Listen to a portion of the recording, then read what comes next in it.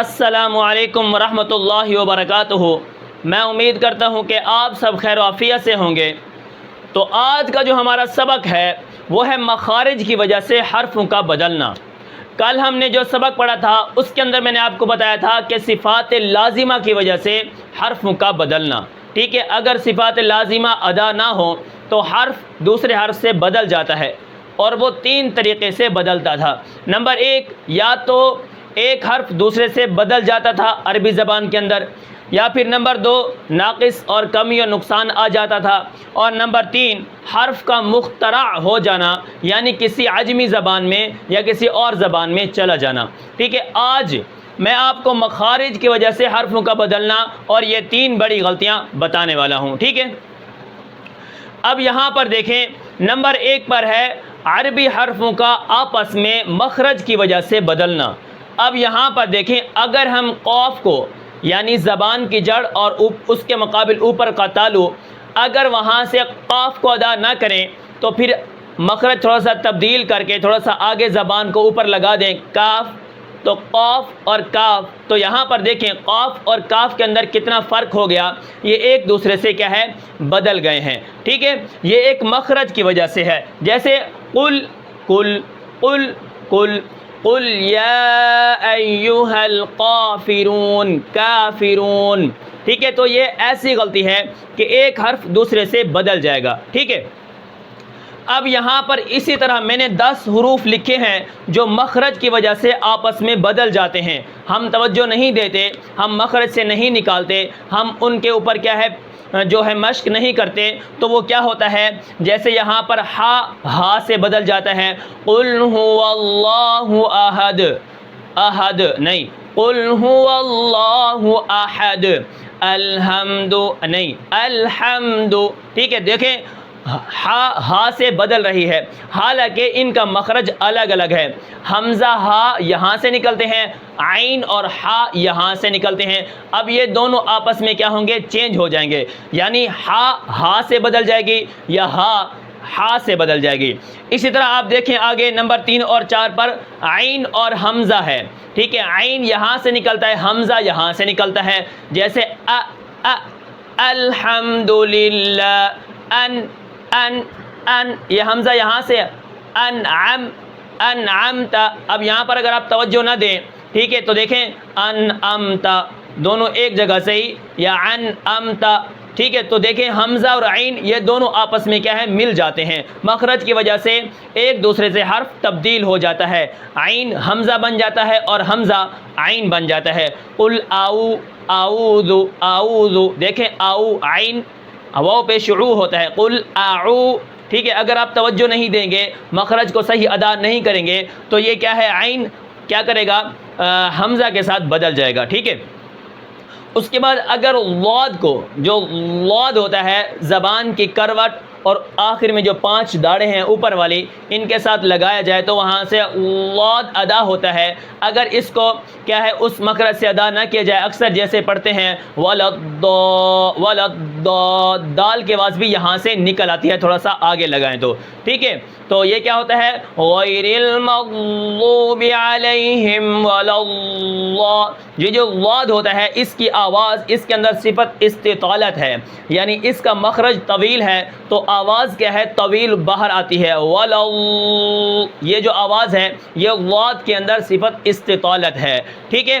تو آواز کیا ہے، دراز ہوتی ہے، ٹھیک ہے، آواز کو امتداد رہتا ہے، ٹھیک ہے۔ تو لاد کی جگہ دال پڑھنا یا دال کی جگہ لاد پڑھنا، ٹھیک ہے، تو یہ بھی کیا ہے، غلط ہے، یہ مخارج کی وجہ سے غلطی ہوتی ہے اگر آپ مخرج صحیح ادا نہ کریں۔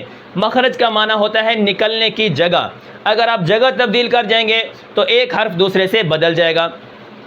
اب اس کے بعد یہاں پر آپ دیکھیں لا کا زا سے بدل جانا، اب لا کیا ہے، یہ الگ نکلتی ہے اور زا یہ الگ نکلتی ہے، اب ان کا مخرج الگ ہے، جیسے آپ دیکھیں والظالمین والظالمین، ٹھیک ہے۔ تو اسی طرح والذین والذین، تو یہ بھی کیا ہے، یہ بھی ان کے اندر آ جاتی ہیں، یعنی وا کی جگہ آپ زا پڑھ دیں، یہ مخرج کی وجہ سے حرف آپس میں بدل جائے گا۔ اسی طرح آپ دیکھیں سا کو سین پڑھ دینا، ٹھیک ہے، مبسوس، مبسوس، یہ آخر میں اصل میں یہ کیا ہیں، سا ہیں، مبسوس، اب اگر اس کو سین پڑھ دیں مبسوس، ٹھیک ہے، قل اعوذ برب الناس، آپ نے سیٹی ادا نہیں کی، قل اعوذ برب الناس، یہ سیٹی کی آواز ہے۔ اسی طرح کیا ہے، سین سا کے ساتھ بدل جائے گا مخرج کی وجہ سے، وا زا کے ساتھ بدل جائے گا مخرج کی وجہ سے۔ اب یہ جو غلطیاں ہیں یہاں پر میں نے آپ کو جو حروف بتائے ہیں یہ غلطیاں مخرج کی وجہ سے ہیں، ٹھیک ہے۔ کل میں نے آپ کو صفات لازمہ کی وجہ سے غلطیاں بتائی تھیں، اس کے اندر میں نے یہ بتایا تھا کہ اگر صفات ادا نہ کی جائیں تو حرف ایک سے بدل جائے گا، حرف ناقص ادا ہوگا یا کسی اور زبان میں چلا جائے گا۔ اب مخارج جو ہیں یہ بے معنی کیا ہوتے ہیں، ترازو کے ہوتے ہیں کہ حرفوں کو یہاں پہ جانچا جاتا ہے، صحیح اس کو تولا، اس کو برابر کیا جاتا ہے کہ حرف کہاں کہاں سے نکل رہے ہیں، ٹھیک ہے۔ تو ان کے اندر دیکھیں کتنی بڑی غلطیاں ہو رہی ہیں، انعمت، ایسی غلطیاں کہ پتہ بھی نہیں چلتا، ٹھیک ہے۔ تو یہ مخارج کی وجہ سے عربی حرف کا دوسرے عربی حرف کے ساتھ بدل جانا ہے، ٹھیک ہے۔ اب اس کے بعد نمبر 2 پر جو ہے وہ یہ ہے کہ ناقص ادا ہونا یا کمی اور نقصان آ جانا حرف کے اندر، ٹھیک ہے۔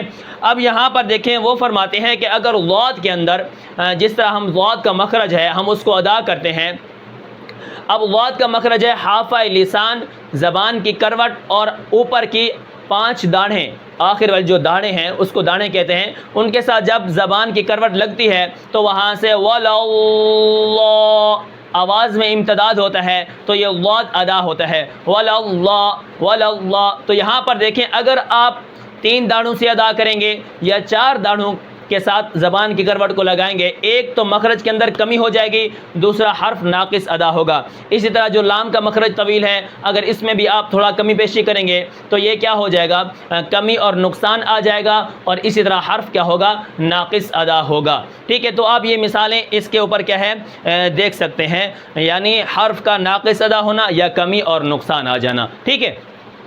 اب اس کے بعد نمبر 3 پر ہے وہ فرماتے ہیں کہ حرف کا مخترع یعنی کسی اور زبان میں چلا جانا مخرج کی وجہ سے۔ کل ہم نے صفات کی وجہ سے پڑھا تھا، اگر آپ نے وہ ویڈیو نہیں دیکھی تو میرے چینل پر جا کر وہ ویڈیو صفات کی وجہ سے جو حرف تبدیل ہوتے ہیں وہ دیکھ سکتے ہیں۔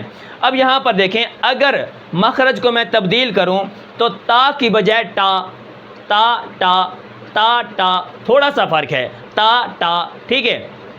تو یہاں پر دیکھیں یہ تا پھر ٹا نکلے گا، اسی طرح دال کی بجائے پھر کیا نکلے گا، ڈال نکلے گا، دال کے بجائے ولدا ولدا ولدا، ٹھیک ہے۔ دال ڈال یہ آپس میں پھر کیا ہو جائے گا، مخرج کی وجہ سے بڑی غلطی ہو جائے گی، تبدیل ہو جائے گا، ٹھیک ہے۔ یہ خالص ایک حرف دوسرے سے بدلے گا۔ اور اسی طرح اگر مخرج صحیح ادا نہ کیا جائے، را کی بجائے پھر را نکلتا ہے، ٹھیک ہے۔ اکثر آپ نے دیکھا ہوگا لوگ بولتے ہیں تو وہ کیا ہوتے ہیں، را بولتے ہیں، اکثر را بولتے ہیں، ٹھیک ہے۔ تو را کے اندر یہ کیا ہے، زبان کو صحیح اگر مخرج پہ لگایا جائے تو پھر را کی بجائے را نہیں نکلے گی، ٹھیک ہے۔ اس کے بعد زا کی بجائے زوئیں جو ہوتی ہے، زالہ باری والا جو آتا ہے قاعدے کے اندر، تو پھر زا کے بجائے پھر زوئیں نکلے گا، ٹھیک ہے۔ مطلب مخرج تبدیل ہوگا، حرف کسی اور زبان کے ساتھ آٹومیٹک تبدیل ہو جائے گا۔ اسی طرح کاف کی بجائے گاف، ٹھیک ہے، اق اگ، ٹھیک ہے۔ آگے پیچھے اگر آپ لگائیں گے زبان کو مخرج کی وجہ سے، یہ میں بتا رہا ہوں کہ بڑی غلطیاں ہو سکتی ہیں۔ اور اگر ایسی غلطیاں جیسے گھٹاؤ ہو گیا، حرفوں کے اندر گھٹاؤ آ جاتا ہے، اسی طرح حرف بڑھ جاتا ہے، ٹھیک ہے، اسی طرح حرکات اور ساکنات میں غلطی ہو جاتی ہے، جیسا کہ میں نے آپ کو دوسرے لمحہ کے اندر یہ بتایا تھا کہ لحن جلی اور لحن خفی، جن کی وجہ سے کیا ہے حرفوں کے اندر حرکات اور سکنات اور گھٹاؤ بڑھاؤ میں غلطیاں تھیں، وہ میں نے آپ کو بتائی تھی لمحہ نمبر 2 میں۔ یہ جو ہمارا لمحہ ہے یہ لمحہ نمبر 5 ہے، ٹھیک ہے۔ اگر آپ نے وہ نہیں دیکھی تو آپ میرے چینل پر جا کر وہاں دیکھ سکتے ہیں کہ ایک حرف کا دوسرے حرف کے ساتھ جیسے ہی حرکات اور ساکنات میں یا گھٹاؤ بڑھاؤ میں غلطی ہوتی ہے تو آٹومیٹک معنی چینج ہو جاتا ہے، ٹھیک ہے، معنی تبدیل ہو جاتا ہے۔ اب ان غلطیوں سے نماز فاسد ہو جاتی ہے۔ اب یہاں پر دیکھیں اگر آپ حرفوں کو گھٹاؤ گے یا بڑھاؤ گے، حرکات اور ساکنات میں غلطی کرو گے تو ان غلطیوں کو بھی کیا ہے، ان غلطیوں سے نماز فاسد ہو جاتی ہے، کیا ہوتا ہے پھر اگر آپ ایسی غلطیاں کرو گے، صفات کی وجہ سے حرفوں کو تبدیل کرو گے، مخارج کی وجہ سے حرفوں کو تبدیل کرو گے، یا اسی طرح سیکھ کر نہیں پڑھو گے، گھٹاؤ بڑھاؤ اور حرکات اور ساکنات میں آپ فرق نہیں کرو گے، تو پھر کیا ہوگا؟ ایسی غلطیوں سے نماز فاسد ہو جاتی ہے۔ اس میں کیا کرنا چاہیے پھر؟ اس صورت میں پھر مفتی و فقیہ اور معتبر عالم دین سے مسئلہ پوچھ لینا چاہیے، ٹھیک ہے، کہ معنی تبدیل ہو جاتا ہے، پھر نماز فاسد ہو جاتی ہے، اور ایسی اگر غلطی ہو جائے تو اسی وقت کیا کرنا ہے؟ کال کرنی ہے یا فون کرنا ہے، تو مفتی اور فقیہ اور معتبر عالم دین سے مسئلہ پوچھ لینا ہے، ٹھیک ہے، آپ نے یہ کام کرنا ہے۔ یہ حضرت مصنف نے یہاں پر فائدے نمبر 3 کے اندر یہ توجہ دلائی ہے کہ آپ سے اگر ایسی غلطیاں ہو جائیں کہ ایک حرف کا دوسرے حرف سے بدل جانا یا گھٹاؤ بڑھاؤ میں آ جانا، تو پھر آپ نے کسی عالم دین سے، کسی فقیہ سے، کسی مفتی سے آپ نے مسئلہ ضرور پوچھ لینا ہے، ٹھیک ہے۔ تو میں امید کرتا ہوں کہ آپ کو یہ سبق سمجھ آیا ہوگا۔ پھر ملتے ہیں انشاءاللہ اگلے سبق میں، تب تک کے لیے مجھے اجازت دیجیے۔ اللہ حافظ۔